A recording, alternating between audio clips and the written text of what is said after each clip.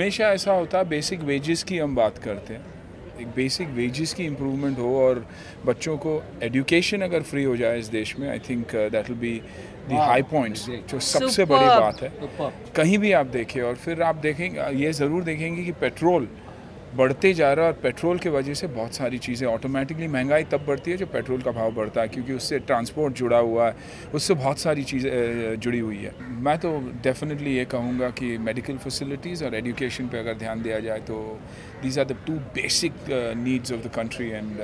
that should be fulfilled. No, I think that जो अन्ना ने कहा बिल्कुल सही कहा, because I think as one of the youths of this country and the future of this country, I believe कि अगर आपने education free किया, अगर आपने medical